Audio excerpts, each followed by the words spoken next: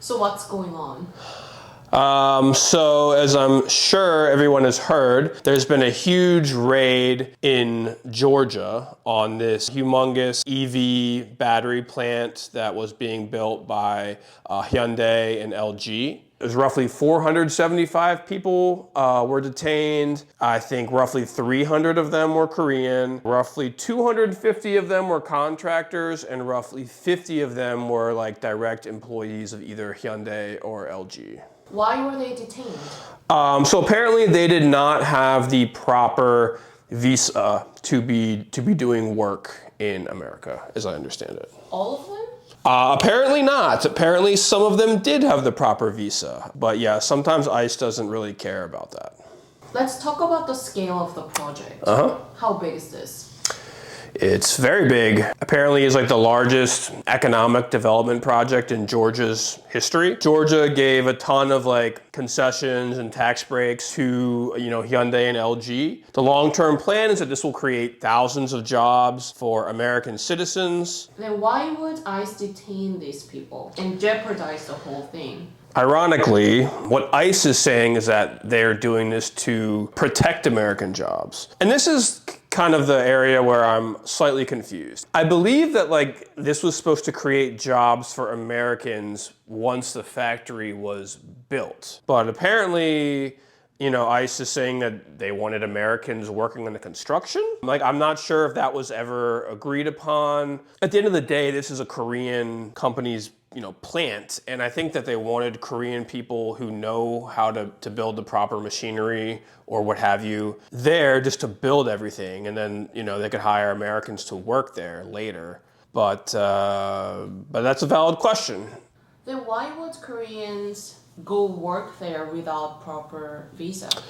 Well, so apparently it is very, very difficult to get this kind of visa. I know the US has deals with other countries where they give like special visas to their workers to make the process easier. For whatever reason, these Korean people were not given this special deal. So yeah, a lot of them were here on a different type of visa where they were not supposed to actually like be working. And that's the issue. So it's kind of sounds like a bit of like a technicality, but yeah, technically it's illegal, yeah.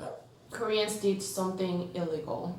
Correct. And ICE was just doing their job. Correct. But I heard a lot of Americans are criticizing ICE for this. Why is that? Well, because, this doesn't benefit anybody, This doesn't help Americans, doesn't help Koreans. So this company, or this plant, was supposed to create thousands of jobs for Americans. They just halted construction. I'm assuming Korea is going to have to get new visas for all their workers now. Like, this is going to slow down construction a lot. I'm sure the governor of Georgia is going to be pissed because they have a deadline when they want this to be finished. They're going to have to probably push back that deadline. That's going to be more time where US citizens are not having these new jobs. Obviously, it's not fun being detained and held in prison. And like I said, some of these people did have the proper visas and they are being detained, which should be illegal in my in my eyes. And the broader scale of things here, after seeing this, like let's say, the US wants Japan to build a plant in America. Japan might look at this incident and say, I don't know, that doesn't seem like things are super stable there or safe for our workers. We don't want something like this happening to us and giving our country bad publicity. And thing is, though, that Trump has a bit of a history with the governor of Georgia. So back in 2020, when Trump claimed that, the election was a fraud, one of the big states that came into focus was Georgia, So Trump was saying that he should have won Georgia, but Georgia went blue. Trump pretty much asked the governor of Georgia to have his back, and the governor said no. So Trump does not really like the governor of Georgia, and I do think that could play a factor in this. So again, this is just my speculation, but this is what makes the most sense to me, is that these Korean companies and the state of Georgia had a sort of like a handshake, wink, nod deal. And basically the federal government just said, we don't care. We're gonna come in and do this and kind of mess up your big project. And it benefits Trump too. It kind of riles up his base. You know what I mean?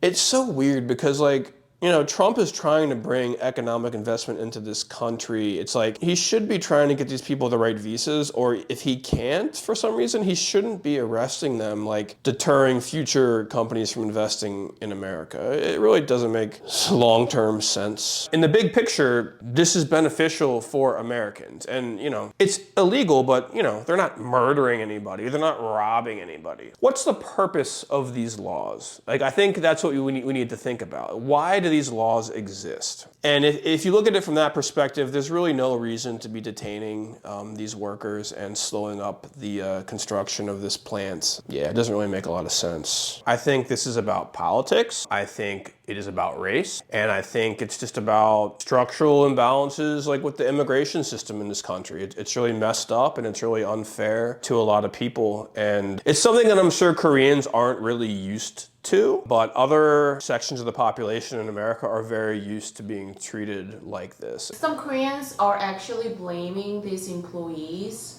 It's kind of like Koreans' fault that they are doing something illegal. Yeah, from my perspective, I don't really see it that way. I feel like if they were told that they need to have the proper visas, they would have just gotten them. Like I said, technically this is the law, but certain laws in America get broken all the time by the right people. If you have money, if you have status, if you have connections, the law does not apply to you. And I'm sure throughout history, companies like Hyundai and LG have been used to not having to deal with those laws because they're investing a lot of money into our country. So I'm sure this is a big shock to them. I don't think this is their fault. I think if the federal government had a problem with this, I think they should have just called these companies and said, hey, you need to get your guys some visas. I don't think they should have showed up with blaring sirens, arresting people, throwing people on the ground. So what we should do, what do you think we should do going forward? Oh, that's a deep, very deep question.